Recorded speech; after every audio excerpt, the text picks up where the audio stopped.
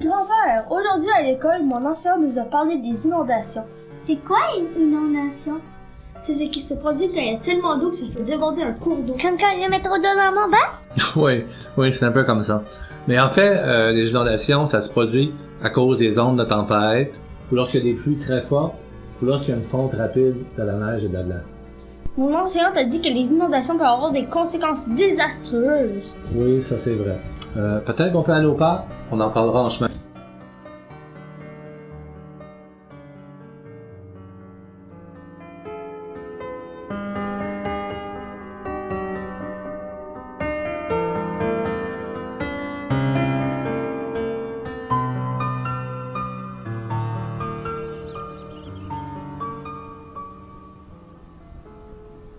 Grand-père, raconte-nous ce qui se passerait si une inondation se produisait.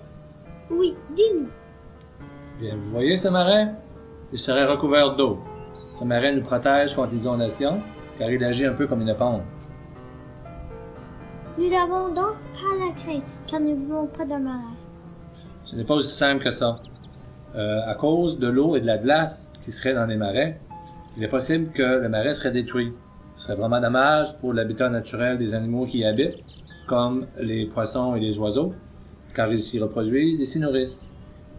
Mon enseignante a dit que les inondations peuvent aussi être dangereuses pour nous. Oui, elle a raison.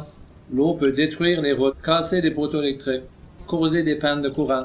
L'eau, bien sûr, peut rentrer dans les sous-sols des maisons. Il est arrivé dans le passé que plusieurs maisons, même un quartier ou une ville en entier, devaient se faire évacuer. Ouf, une chance que ça n'arriverait jamais ici. Tu te trompes. Mon enseignante a dit que ça peut se produire ici. Non, c'est pas vrai. Oui, Céline, n'est-ce pas, grand-père? Oui, il y a déjà eu des inondations ici. Je veux en savoir plus au sujet des inondations. Je ne suis pas un expert dans la question, mais je connais quelqu'un qui pourrait vous renseigner. Nous pourrons aller chez elle et lui rendre visite.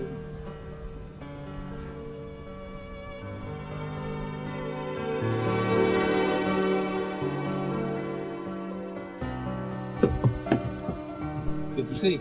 Mon ami saura sûrement vous renseigner davantage. Bonjour, j'ai cru comprendre que vous étiez curieux au sujet des inondations. Vous avez frappé à la bonne porte, entrez.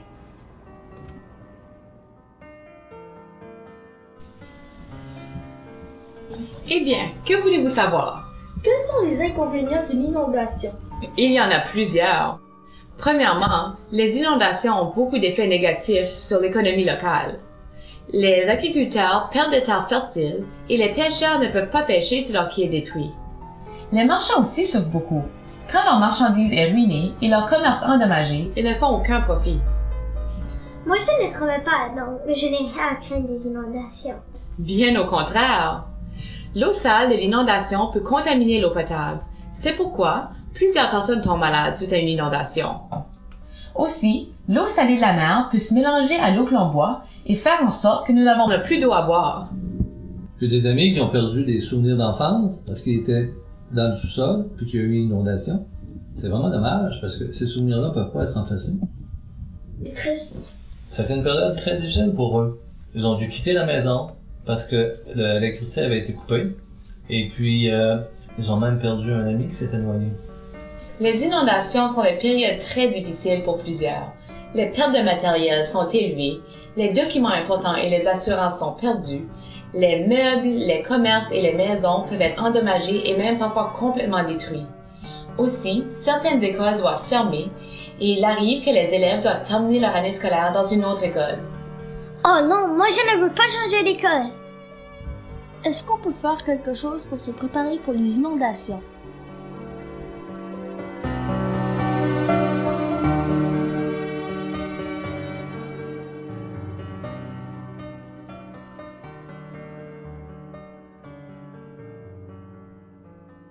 Je suis prête à faire face à une inondation maintenant. Ah, c'est très drôle, mais je pense pas que ce soit la meilleure façon de se protéger. Madame Caroline nous a donné la liste des choses à faire pour se préparer à une inondation. Regarde, premièrement, il faut boucher les fentes autour des fenêtres du sous-sol et des bas des portes du rez-de-chaussée. Il faut aussi ajouter une pompe de puisard au sous-sol. On peut aussi ajouter un clapet anti-retour au tuyau dans lequel se déversent les toilettes. Il faut aussi ranger nos documents importants, nos souvenirs et nos photos plus haut pour que les eaux d'inondation ne les atteignent pas. Il faut établir un plan d'urgence dans la maison. Il faut savoir par quelle porte sortir de la maison et où se rassembler. Pour l'instant, il faudrait peut-être préparer notre trousse d'urgence qui doit contenir de la nourriture sèche et de l'eau pour 3 jours. Il faut avoir une radio et une lampe de poche. Pourquoi autant de nourriture? Parce qu'on ne sait pas combien de temps qu'on va être pris dans la maison. Je crois que nous avons tout maintenant, grand-père.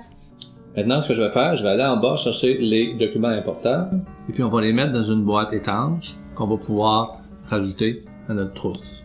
Pendant ce temps-là, j'aimerais que vous alliez à l'extérieur pour voir si les gouttières sont capables d'envoyer l'eau loin de la maison.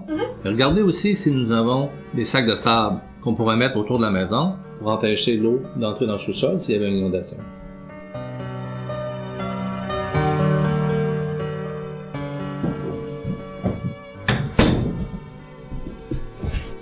Tout semble en ordre.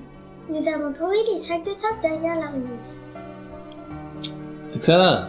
J'ai encore un peu peur, grand-père. Que se passera-t-il si notre quartier est inondé? Tu n'as pas à avoir peur. Nous avons un canot qu'on peut utiliser. Et si cela te réconforte, je pourrais te prêter mon dauphin, même si tu es un meilleur nageur que moi. Hein? C'est très généreux de ta part, mais en cas d'inondation, c'est préférable de rester à la maison et d'attendre si les autorités nous demandent d'évacuer. Bien sûr, si on veut évacuer les lieux, il faut s'assurer que nous avons de l'essence dans l'automobile. Il faut aussi s'assurer qu'on a une carte routière, parce que peut-être que les routes qu'on connaît ne pourront pas être praticables, vont être inondées, il va falloir trouver un autre chemin. N'oublions pas de mettre des rames dans la voiture. Au cas où celle-ci tombait en panne, nous pourrions l'utiliser comme un bateau. Ah non, ce serait très dangereux. Si l'auto tombe en panne, en cas d'inondation, il faut quitter les lieux, parce que peut-être qu'on pourrait se noyer. Si la maison inondait, faudrait-il quitter pour toujours? Non, pas nécessairement. Ça dépend des dommages qu'il y a eu à la maison. Mon enseignante a dit que les planchers peuvent défoncer après une inondation et qu'il se peut qu'il y ait du verre cassé un peu partout. C'est vrai. C'est pour ça que si on revient à la maison, il faut faire très attention. Il faut faire inspecter la maison.